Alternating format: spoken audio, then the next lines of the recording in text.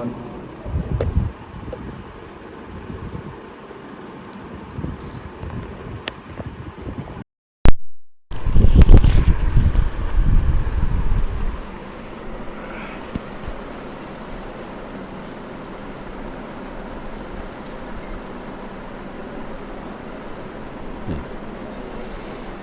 तो भागवतम के 9वें स्कंद में भी वर्णन आता है कि एक राजा थे जिनका नाम था राजा सगर।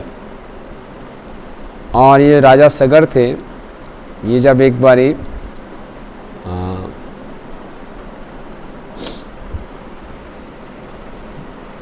अश्वमेध यज्ञ कर रहे थे, तो जब भी कोई अश्वमेध यज्ञ करता है तो इंद्र जी थोड़े से इनसिक्योर हो जाते हैं।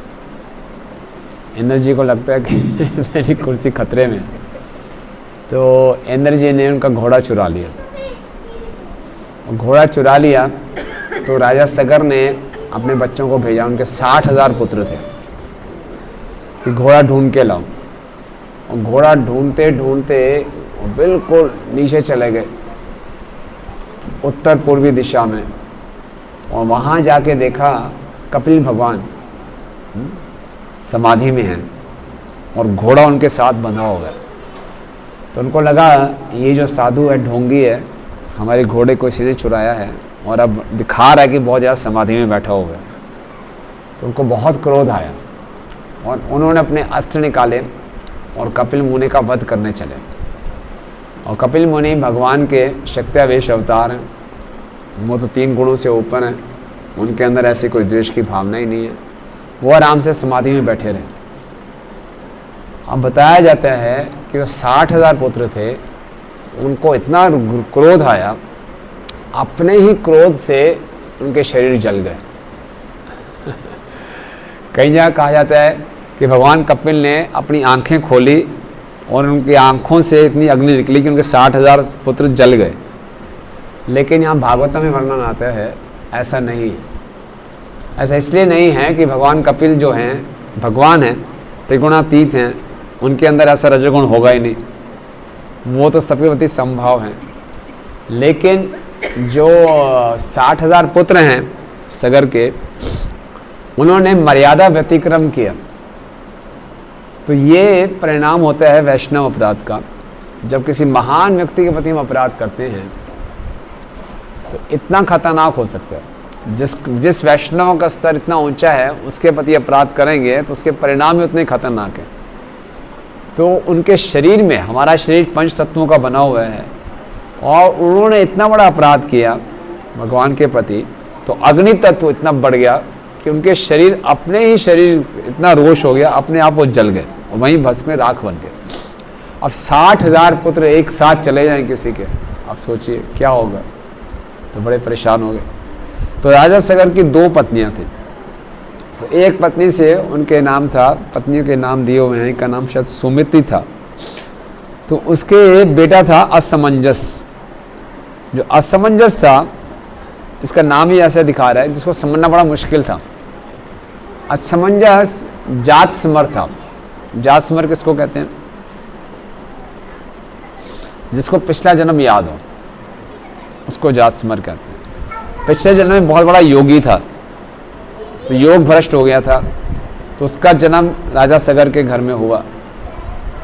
अब ये जैसे जड़ भरत की कथा आती है ना, जड़ भरत भी जात स्मर थे, उनको अपना पिछला याद था। तो जड़ भरत थे, पहले राजा भरत थे, फिर हिरण से आसक्त हुए, फिर हिरण के शरीर में आए, क्योंकि इतने उच्च स्तर की भक्ति की थी। हिरण के शरीर में भी उनको अपने पूर्व जन्म की भक्ति याद रही, तो वो साधारण हिरण नहीं थे, है ना। ऋषियों के आश्रम में जाकर उनसे कथा सुनते थे। फिर हिरण के शरीर छोड़ने के बाद वो ब्राह्मण के घर में प्रकट हुए। लेकिन जब ब्राह्मण के घर में प्रकट हुए तो उनको दोनों पिछले जन्म याद थे। तो दोनों पिछले जन्म याद थे, तो इस बार वो कोई रिस्क नहीं लेना चाहते थे। तो भौतिक जगत में बिल्कुल डेफ एंड डम, एकदम गूंगे बहरे की तरह घूमते थे, मूर्ख व्यक्ति की तरह घूमते थे। इस तरह से घूमते, कोई उनको कोई प्रशिक्षण नहीं दे सकता, ट्रेनिंग नहीं दे सकता, उल्टे सीधे काम करते थे, ताकि पूरे लोग इनको रिजेक्ट कर दें और ये दुनियादारी के चक्कर में ना फंसें और इनका भगवान का स्मरण बना रहे। उसी ढंग से जो असमंजस थे, ये एक बार योग भ्रष्ट हो गए और इनको मालूम है कि मैं योग भ्रष्ट हो गया था, मेरा पतन हो गया था, अब इस जन्म में मुझे पतन नहीं करवाना अपना, तो बिल्कुल उल्टा बिहेव करते थे, बड़े शैतान बालक बन गए, ऐसा दिखाते थे। और जो भी बच्चे खेलते थे इनके साथ उनको जाके नदी में डुबो देते थे। बड़ा खतरनाक हो गया, बड़ी कंप्लेंट्स आनी शुरू हो गई। राजकुमार ऐसा है कि जो उसके साथ खेलता है उसको पानी में डुबो के मार देता है। तो बड़े परेशान हो गए। तो राजा ने इनको घर से बाहर निकाल दिया, इतना परेशान हो गया। जब ये घर से बाहर निकले बोले अब ठीक है, तो सारा इनको याद था। फिर ये जंगल में गए और वहाँ इन्हें सिद्धि प्राप्त की, और जिन बच्चों को इन्होंने मारा था अपनी योग सिद्धि से उनको वापस जीवित कर दिया। तो योग से वापस जीवित करके वापस आए सब बड़े हैरान हो गए। फिर राजा बड़ा पछताने लगा, इतने सिद्ध व्यक्ति को जो मेरा पुत्र था मैंने घर से बाहर निकाल दिया। तब तक वो तपस्या करने चले गए थे और फिर उन्होंने अपने जीवन के लक्ष्य को प्राप्त किया। तो राजा सगर के पहले 60,000 बेटे गए, फिर असमंजस भी गया। फिर दूसरी पत्नी से उनके पुत्र थे अंशुमन। तो अंशुमन को भेजा कि आप ढूंढ के लाओ ये 60,000 पुत्र कहाँ गए। तो अंशुमन ढूंढते ढूंढते ढूंढते गया, वहीं स्थान पे पहुंच गया। वहाँ देखा कपिल मुनि फिर से तपस्या में बैठे हुए हैं, साथ में वो घोड़ा भी खड़ा हुआ है। तो वो समझ गए फर्क क्या था। पहले जो 60,000 पुत्र थे उन्होंने पहले ही एज्यूम कर लिया, साधु देखा, घोड़ा देखा, देखिए घोड़ा इसने चुराया है। यही हमारे साथ होता है, एक चीज़ देखते हैं दूसरी चीज़ देखते हैं, दोनों को मिला देते हैं इसको बोलते हैं एजम्पशन, है ना। और इस एजम्पशन से बहुत नुकसान होते हैं, है ना। हमारे कंपनी में बॉस था मेरा, उससे मुझे एक बार काम बोला था, आपने कर लिया? हाँ हो गया होगा। दूसरा बोला हाँ हो गया होगा। अच्छा हो गया होगा, आप एज्यूम कर रहे हैं? मैं कहा हाँ हो गया होगा। उसने कागज़ निकाला और जोर से लिखा एज्यूम, ASSUME। ASS के बाद एक लकीर मारी, U के बाद एक लाइन मारी, बोला पढ़ो इसको। एज्यूम मतलब making S of you and me अगर आप एज्यूम कर रहे हो अपने आप को और मुझे, दोनों को गधा बना रहे हो। तो कभी लाइफ में हमें एज्यूम नहीं करना चाहिए। ऐसा ही हुआ होगा, घोड़ा खड़ा है, मुनि जी है, इन्होंने घोड़ा चुराया होगा। घोड़ा वहाँ खड़ा है इसका मतलब ये नहीं कि मैंने घोड़ा चुराया है, हाँ खड़ा है, इंद्र ने चुरा के वहाँ छिपा दिया था। और कपिल मुनि तो केवल तपस्या समाधि में थे, बट उन्होंने एज्यूम कर लिया कि हाँ घोड़ा है और ये साधु ढोंगी है, इसने घोड़ा चुरा लिया। और उस एजम्पशन के कारण क्या किया उन्होंने, बहुत बड़ा वैष्णव अपराध किया। इसलिए वैष्णव के समाज में भी कभी भी हमें एजम्पशंस नहीं करनी चाहिए। कोई भी हमने देखी कोई चीज़ उसको जरूर क्लैरिफाई कर लें, नहीं ऐसा ही हुआ होगा, पहले भी ऐसा हुआ था, अब भी ऐसा हुआ है। तो ये बहुत खतरनाक है। और कहाँ कहाँ शास्त्रों में आता है जहाँ एजम्पशंस हुई और बड़े खतरनाक परिणाम हुए।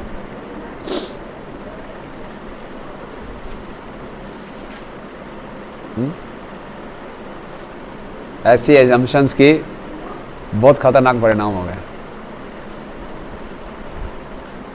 महाप्रभु केस में भी उनका है वो इतना खाते हैं, वो तो एज्यूम नहीं, वो तो वैसे ही वो तो क्रिटिसाइज करता था।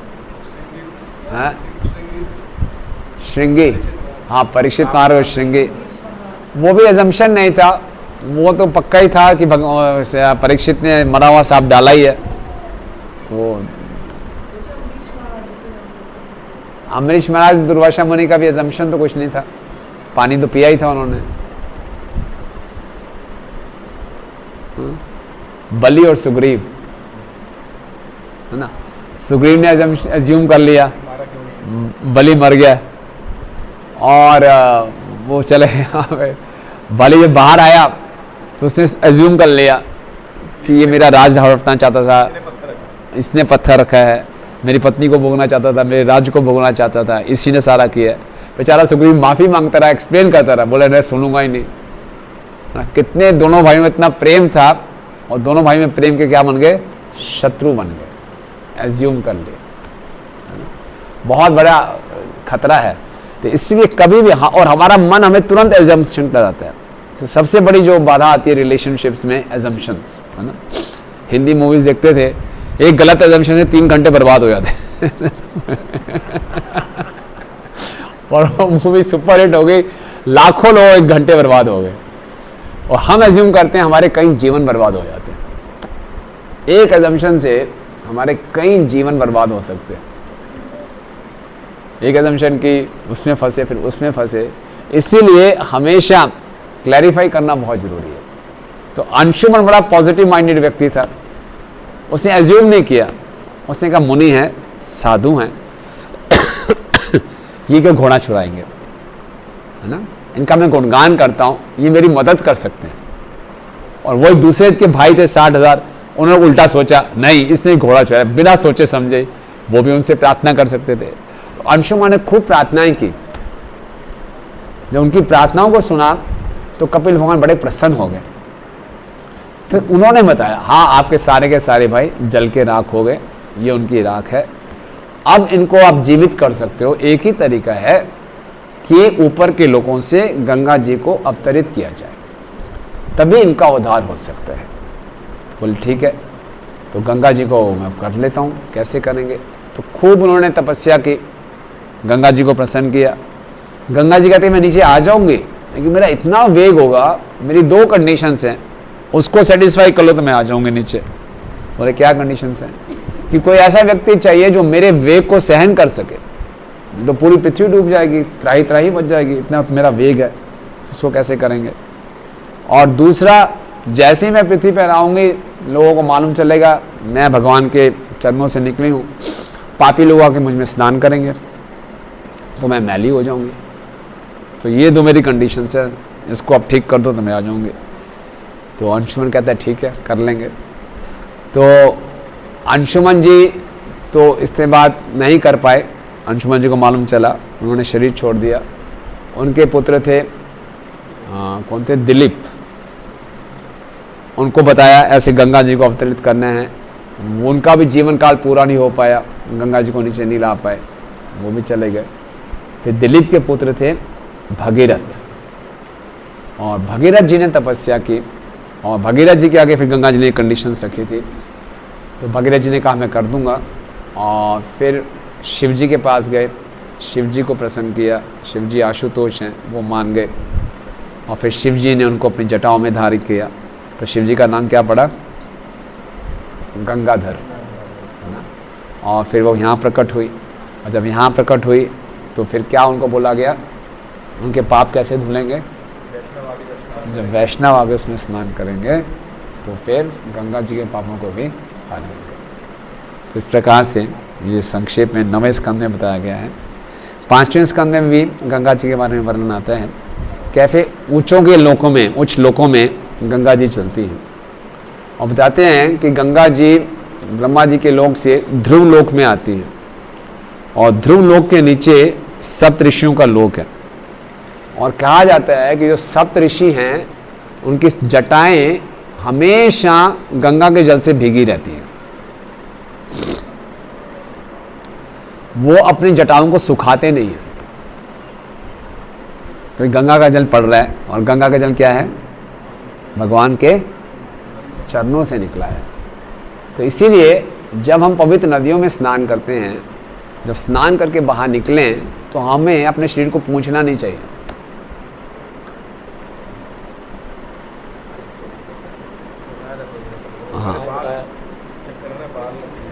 हाँ, तो वो जटाएं थी, हमारे तो छोटे छोटे बाल हैं सप्त ऋषियों की जटाएं हमेशा गंगा जल से गिली रहती हैं, क्योंकि पानी ऊपर से आता रहता है।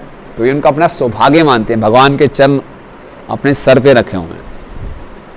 तो हम पवित्र नदियों में जाते हैं, स्नान किया जैसे, तो जितने दिन हमारा वो स्पर्श रहे वो हमें शुद्ध करता है।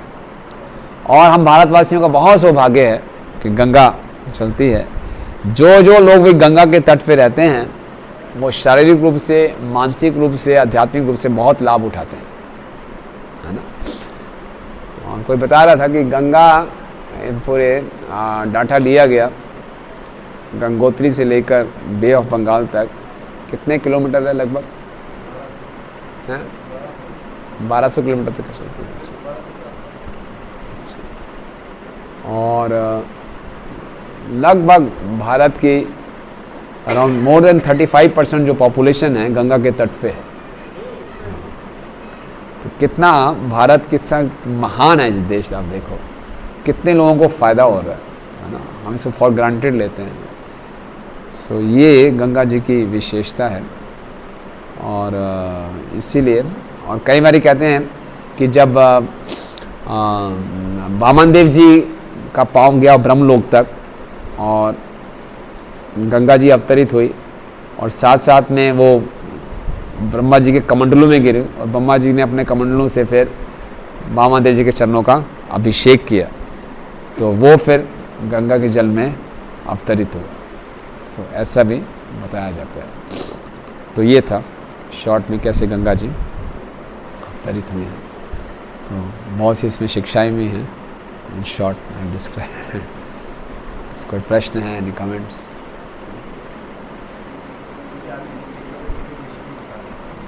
इंद्र को देखा जाता है बहुत सारे ऐसे इसमें बहुत सारे इंसिडेंट्स में देखा जाता है कि इंद्र के ऊपर सिक्योरिटी रहती है। हाँ मैं इंद्र के विषय में नहीं बात करना चाहता कि उसको, लेकिन हाँ अपने जीवन में भी देखते हैं हाँ। कि हमको इनसिक्योरिटी हो जाती है, तो उसका क्या कारण है और उससे कैसे हम बच सकते हैं। आध्यात्मिक रूप से कितना हमारे लिए वो नुकसानदायक हो सकता है कुछ इसके विषय।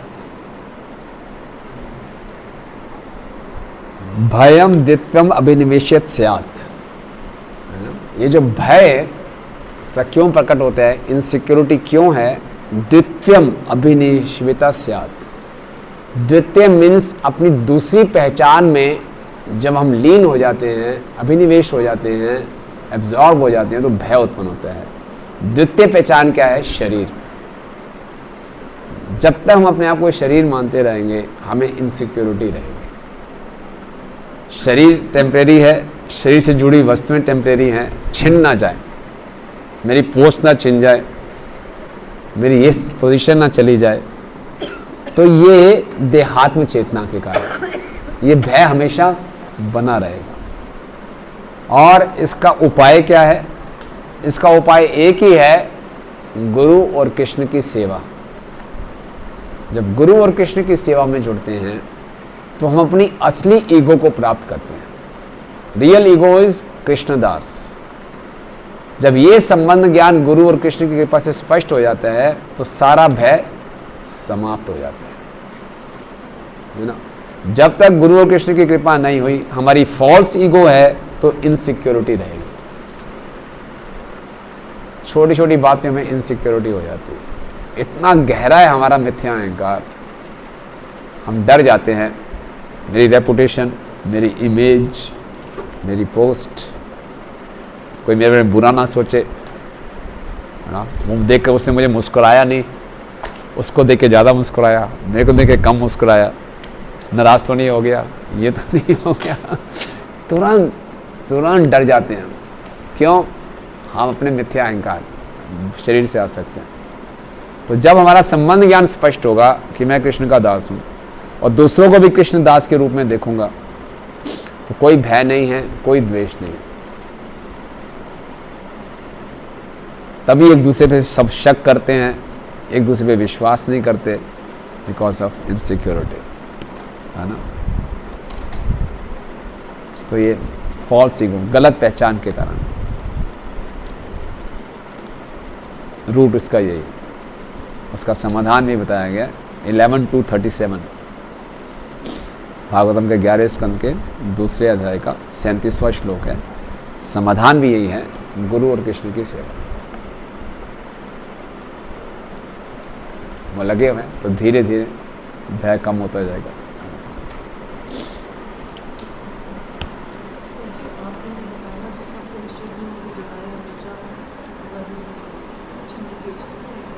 इंडिकेशन इसलिए इंडिकेट करते हैं कि गंगा जी का जल है ना, तो वो इसको अपना धन समझते हैं कि भगवान के चरणों का अपने सर पे रखा हुआ है, तो उसको मैं क्यों सुखाऊं, ये तो मेरी ये पे कृपा है भगवान की। तो जैसे अपने ब्रह्मांड के बाहर गिरजा नदी बहती है ना, हाँ, तो ये गिरजा नदी विरजा नदी है, कारण सागर है, विजय नदी मान रहे हैं, एक ही है। विरजा नदी भी है, इसको कारण सागर भी कहते गंगा हैं, को वही मान वही है। हाँ, यस यस। तो आध्यात्मिक जगत हो गया, भौतिक जगत से परे है, तो कारण सागर निकला। और वास्तव में देखिए, बड़े बड़े साइंटिस्ट इसको एक्सप्लेन नहीं कर सकते हैं। ये जल कभी गंदा नहीं होता, नहीं, हमेशा शुद्ध रहता है, कोई एक्सप्लेनेशन ही नहीं है। और यहाँ पे ठंडा है, अगर आप बद्रीनाथ में गए हैं, वहाँ पे तप्त कुंड है, हवा गर्म, एकदम गर्म है, कमाल है। कोई एक्सप्लेनेशन ही नहीं है। बद्रीनाथ में देखना तब तो बोल में जो नीचे उतर के हाँ तब, हाँ हाँ, सब स्नान करते हैं इतने साइंस, वो तब वैसे का वैसे ही है, हिमालय से आने और गर्म है।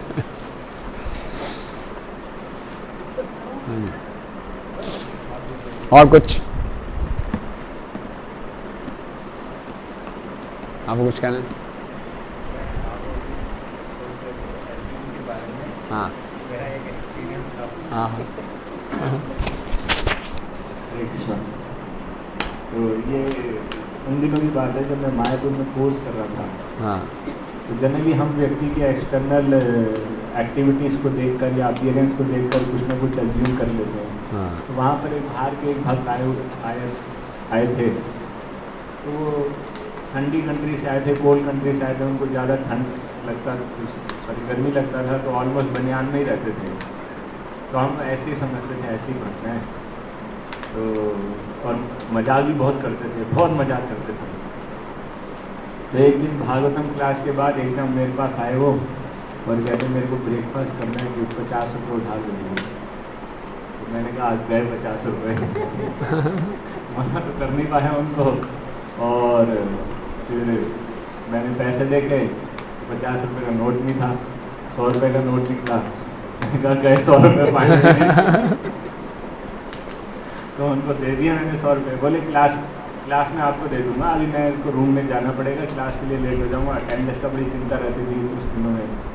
और हम क्लास में फिर वो चले गए, मैंने अपना प्रसाद लिया 9 बजे और फिर मैं क्लास में आगे बैठता था। मैं पहले पहुंच गया क्लास में। जैसे ही वो अंदर आए मेरी जेब में उन्होंने पैसे डाल दिए, आते ही पैसे डाल दिए।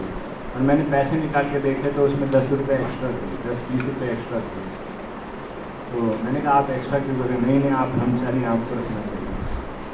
तो मेरे को अब मैं कुछ कह भी नहीं पाया, लेकिन अंदर ही अंदर मुझको बहुत ग्लानि हो रही थी कि ऐसे हम एज्यूम कर लेते हैं, लोगों की एक्सटर्नल उसको देखकर हम जज कर लेते हैं, लेकिन उनके ही देखा क्या भाव है हम उसको समझ नहीं पाते। सही बात है, बहुत खतरनाक है एज्यूम करना।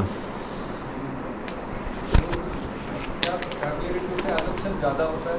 हाँ, फैमिलियरिटी जब ज़्यादा हो जाती है तो assumption भी ज़्यादा होता है। एजम्पशन भी ज़्यादा होती है।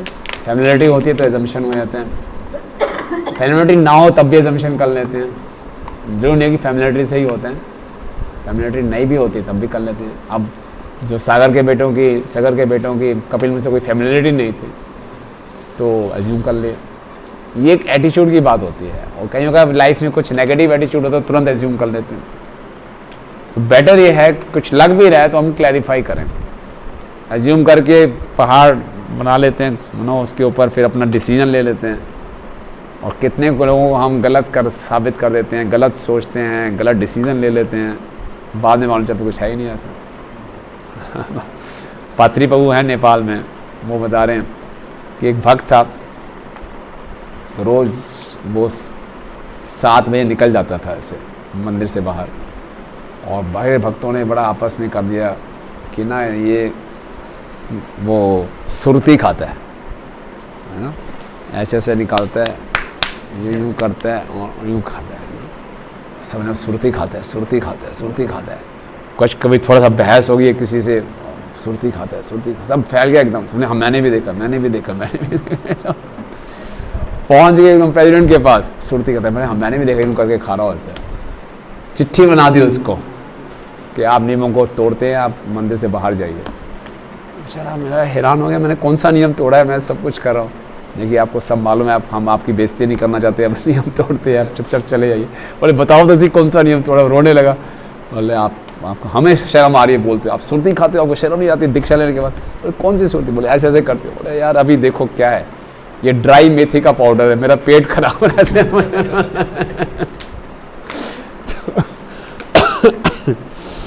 तो ऐसी चीज़ें हो जाती हैं, बहुत होती हैं ऐसे, बहुत सावधान रहना चाहिए। हम आम आदमी क्या करे, भक्त मतलब इतने छुपे रुस्तम होते हैं, अंदर से कुछ और होते हैं, बाहर से कुछ और दिखाते हैं, बंदा बेचारा फंस जाता है। सही बात है, भक्त लोग सेलिब्रिटी बोल रहे हैं वैष्णव क्रिया पुत्र विज्ञान नाम हो जाए, उसमें बंदा बेचारा क्या इतने अंदर से पहुंचे होते हैं, भक्त ऊपर से इतना शो करेंगे जैसे मतलब पता नहीं क्या है। हम लोग आपको बता रहे थे जब वो जॉब करते थे तो अमेरिका गए थे, तो अमेरिका में एक डिवोटी था, उनको मिला, ऐसे ही था, बहुत मजाक करता रहता था, कैजुअल एकदम, अरे चलता है प्रभु, सब वो सोचे यार ये ऐसे ही होगा। बाद में मालूम चला ये भक्त वो है जिसने प्रभुपाद जी के शिष्य श्याम सुंदर प्रभु के लिए अपना लीवर दिया था। लीवर ट्रांसप्लांट करना, एक पार्ट लीवर काट के दिया था। लीवर ट्रांसप्लांट करना डोनर और रिसीवर दोनों के लिए जानलेवा हो सकता है। लीवर भी होता है, हाँ, जयप्रकाश स्वामी महाराज का भी हुआ था लीवर ट्रांसप्लांट। इतना बड़ा खतरा जिसने अपनी जान पे मोल नहीं लिया, है ना। दिखने में बड़ा हंसी मजाक कर रहा है, ऐसे ऐसे घूम रहा है, लेकिन कितना बड़ा सेक्रीफाइस। तो कोई बोलता तो फेरेगा नहीं मैं ये हूं मैं वो हूं, तो कभी भी किसी को देखकर ये ऐसा दिखता है, ये वैसा दिखता है, ये है ये वो है, कभी भी अज्यूम नहीं करना चाहिए। और समझ लो कोई व्यक्ति, कोई भक्त है, कई भक्त बड़े रूठा व्यवहार करते हैं, रूखा सूखा व्यवहार करते हैं, यार ये है ही ऐसा ही है ऐसा। जब उसकी हम डिटेल में जाते हैं ना तो पता चलता है क्या उनकी हिस्ट्री है, क्यों है, और फिर क्लैरिटी आती है, फिर उनके प्रति वो श्रद्धा बढ़ती है कि क्या क्या हुआ उनके साथ या क्या उनका पर्सनल हिस्ट्री रही।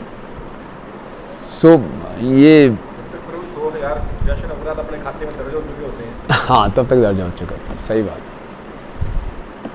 है, ठीक बात। इसलिए शुड नॉट एज्यूम और क्लैरिफाई कर लें तो अच्छा है ना। पॉजिटिव एटीट्यूड हमेशा हेल्प करता है कृष्णा कॉन्शियसनेस में। हम आते हैं, हमारे जो जितने भी भगवान के शुद्ध भक्त हैं उनका पॉजिटिव एटीट्यूड है। मैंने परम पूज्य राधा गोविंद महाराज को कभी किसी को क्रिटिसाइज करते देखा ही नहीं। कोई बोले वो मायावादी है, ये नाम लेता है, वो मतलब कोई बात नहीं, नाम तो ले रहा है ना। इसी ढंग से गोपाल कृष्ण स्वामी महाराज भी कभी किसी को क्रिटिसाइज नहीं करते, कभी नहीं करेंगे। हर एक का पहले गुण देख लेंगे, उसी को पकड़ के आगे बात करेंगे। तो ये क्वालिटी हमने सीखनी है कि हम पॉजिटिव एटीट्यूड रखें लाइफ।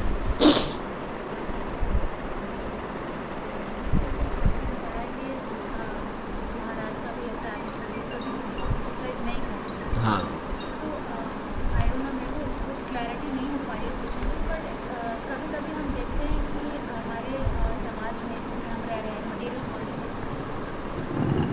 चीज़ें गलत होती हैं और लोग गलत भी होते हैं और गलत करते हैं, तो मतलब वहाँ पे हम मतलब चुप रहें और टॉलरेट करें और मतलब कुछ ना करें या क्रिटिसाइज भी ना करें, तो क्या ये सही है? हम लोग कल चर्चा करेंगे वैष्णव अपराध के ऊपर। हाँ,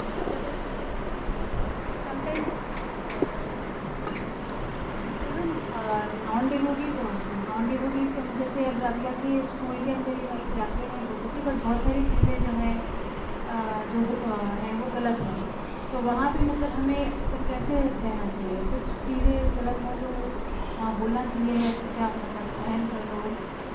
हर जगह मतलब काफ़ी जगह गलत होता है, कहाँ टॉलरेट करें, कहाँ हम चुप रहें, और अगर चुप नहीं रहें और कोई भी एक्शन ना ले।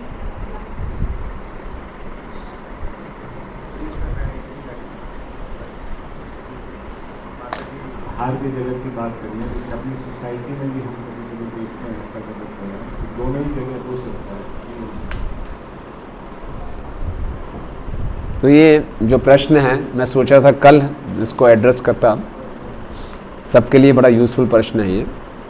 और इसमें भक्तिविनोद ठाकुर जी बताते हैं कि 3 कंडीशंस में हम क्रिटिसाइज कर सकते हैं, है ना। और बड़ी इंटरेस्टिंग है वो, बताते हैं जब वो मेरे लिए हितकारी हो, जिसको क्रिटिसाइज करें उसके लिए हितकारी हो, या पूरे जगत के लिए हितकारी हो। इन 3 कंडीशंस में हम क्रिटिसाइज कर सकते हैं। तीनों में से एक या तीनों? एक हो, तीनों से एक भी हो जाए तो इसका और डिटेल में बताएंगे तो ऐसी कंडीशंस में कर सकते हैं। और इसमें द्वेष की भावना नहीं है, इसमें द्वेष की भावना नहीं है ना। और not for the sake of criticising कर रहे हैं। क्रिटिसिज्म का मतलब ये भी नहीं है, positive criticism is always welcome, उससे क्रिटिकल होने से एक इम्प्रूवमेंट होता है, सबका लाभ होता है, तो वो ठीक है, तो चर्चा करेंगे। तो लेकिन किसी हमारे अपने सोसाइटी में गलत दिखाई दे रहा है और उसकी चर्चा कर रहे हैं, बोले सच ही तो बोल रहा हूँ, गलत है, तो वो निंदा है। गलत कार्य को उसको बोलना भी निंदा है, अनटिल अनलेस इससे किसी का लाभ ना हो रहा हो। ओके, हमारे तथाकथित क्रिटिसिज्म से किसी का लाभ हो रहा है तो वो अलाउड।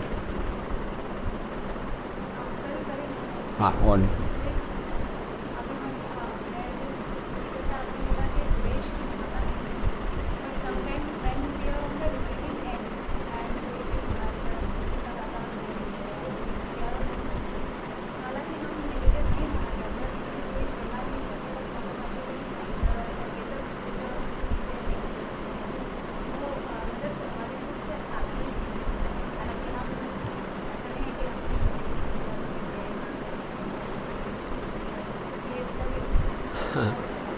तो आपको लग रहा है कोई आपके साथ बुरा कर रहा है लगातार?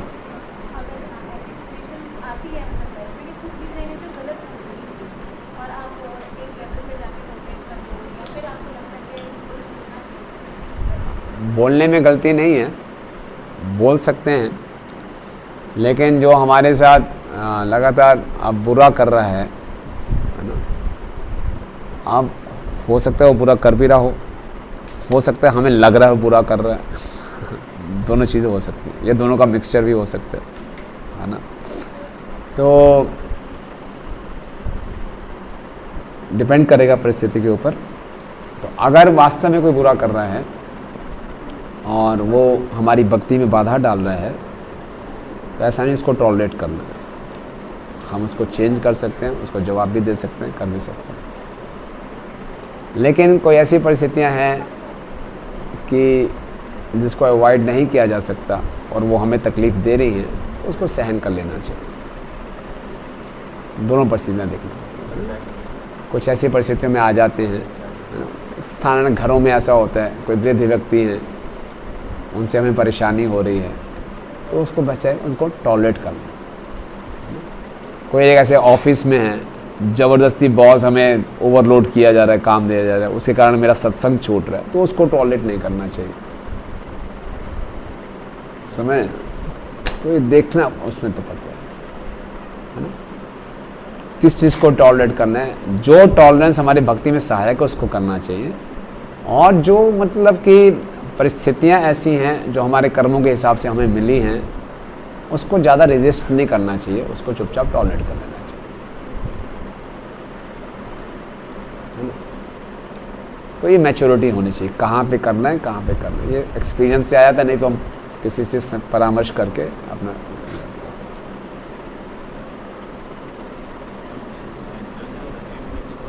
हैं।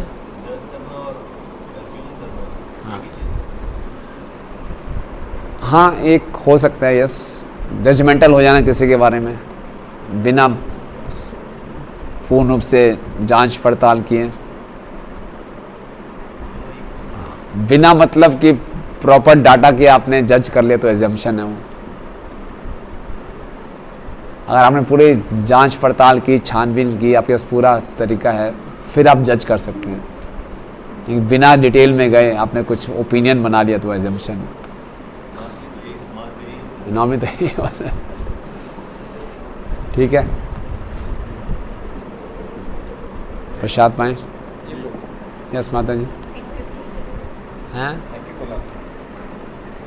क्या बोला? धन्यवाद। नहीं, धन्यवाद कह रहे, कुछ और बोलो। हम लोग के क्वेश्चन कम ही होता है। ठीक है,